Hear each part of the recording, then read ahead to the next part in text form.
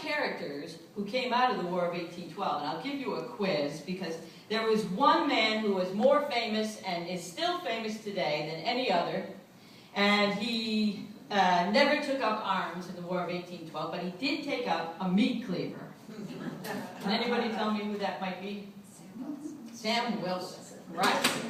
Samuel Wilson. And I really didn't know much about this. I knew he was from Troy, and you know, you see the statue over there and all, and it being Flag Day, I think he was probably prominent again this week. But he was born Samuel Wilson in what was Montgomery, Massachusetts, and is now Arlington, Massachusetts. And he was born in 1776. He moved to Troy, though, in 1789, and eventually opened up a shop as a butcher and meat packer. Now, when the United States went to war with Great Britain in 1812, there was a hurried mobilization of men, and they had to get barracks set up, they had to get uniforms, they had to get supplies of all kinds, and they really needed contractors to do it. So they contracted with a fellow named Albert Anderson, the United States Army did. And he, in turn, in this area, contacted Sam Wilson to provide meat for all the soldiers at the cantonment. And so Sam Wilson did provide meat, beef, and pork in barrels. And the barrels were stamped U.S. because they were going to the Army and to the cantonment. Now, among the soldiers, from what we know of the cantonment, there were people from this area, and some from Troy. And they knew that the meat was coming from Sam Wilson. And so when they saw the U.S. there, they said, oh, this is from Uncle Sam.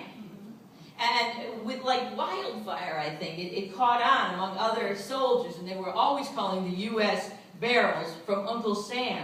And then it began to be that anything that was from the U.S. Army and the government was Uncle Sam's. And what I didn't realize was that they began to draw the caricature way back in the 1800s.